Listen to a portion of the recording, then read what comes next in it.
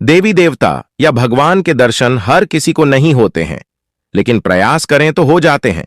कहते हैं कि सत्य युग में भगवान की प्राप्ति ध्यान से होती थी, त्रेता में यज्ञ से तथा द्वापर में पूजा अर्चना और साधना से, और कलयुग में नाम समिरण से ही भगवान के दर्शन हो जाते हैं। भगवान की भक्ति यदि सच्चे मन से, निश्चल, निष्कपट, निस्वार्थ भाव से की जाए तो भगवान को अपने भक्त की सुध लेने के लिए इस पृथ्वी लोक पर आना ही पड़ता है। सज्जनों, आज का प्रसंग भी कुछ इसी प्रकार है, अतः आपसे निवेदन है कि बने रहिए इस वीडियो के अंत तक। सज्जनों, एक ग्वाला रोज गायों को चराने के लिए गांव से बाहर जंगल में जाता था। जंगल में एक संत का आश्रम था। वह संत को रोज तप साधना करते हुए देखता रहता, लेकिन उसे समझ नहीं आता था कि संत ये सब क्या करते हैं और क्यों करते हैं। ग्वाले की उम्र कम थी, इसलिए संत के इन कर्मों को समझने के लिए वह आश्रम में पहुंचा और संत से पूछा कि आप रोज ये सब क्या करते हैं।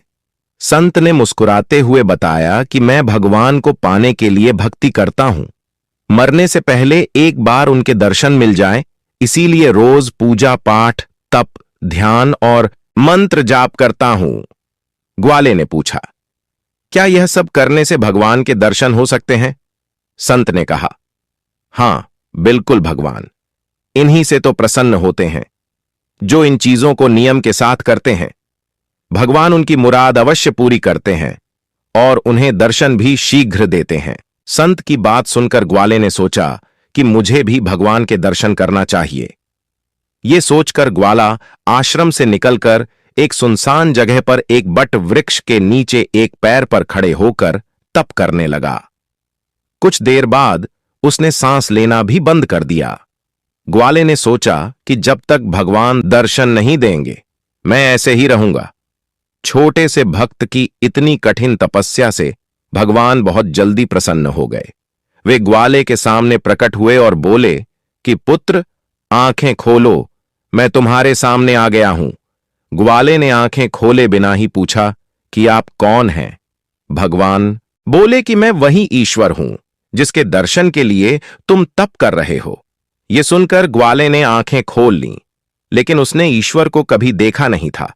वह सोचने लगा कि क्या ये ही वो भगवान है। सच जानने के लिए उसने भगवान को एक पेड़ के साथ रस्सी से बांध दिया। भगवान भी भक्त के हाथों बंध गए। अब ग्वाला तुरंत दौड़कर उस संत के आश्रम में पहुंच गया और पूरी बात बता दी। संत ये सब सुनकर हैरान थे।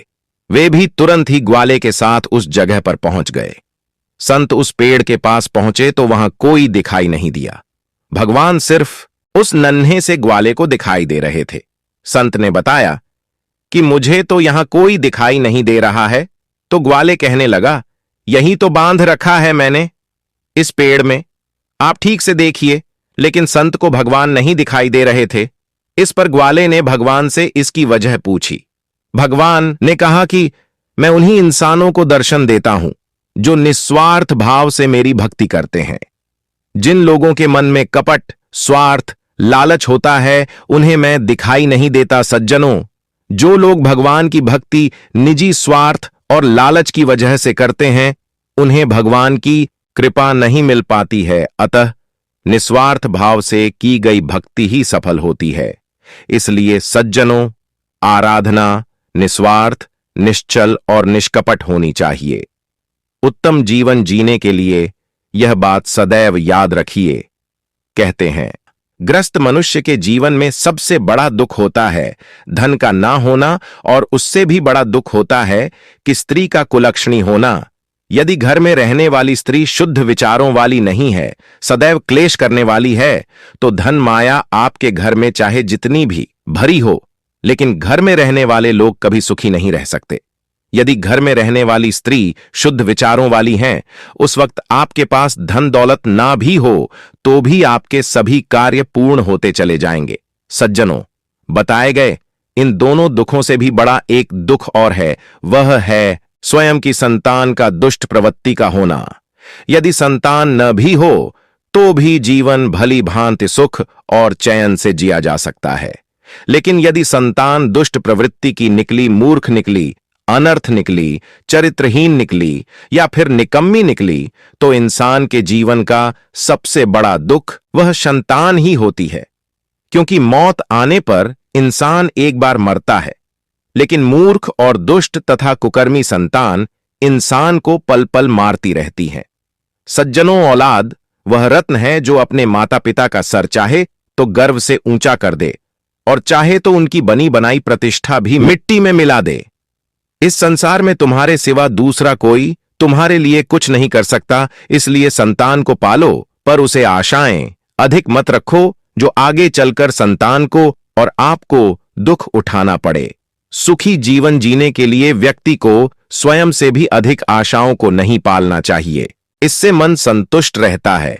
सज्जनों, ये वीडियो यदि आपको पसंद आया है तो वीडियो को लाइक कीजिए, चैनल को सब्सक्राइब कीजिए, साथ ही साथ खुश रहिए, खुशियां बांटिए, अपने आसपास रहने वाले लोगों का ध्यान रखिए। परमपिता परमेश्वर सदैव आप पर अपनी दया, कृपा, अनुकंपा बनाए रखिए।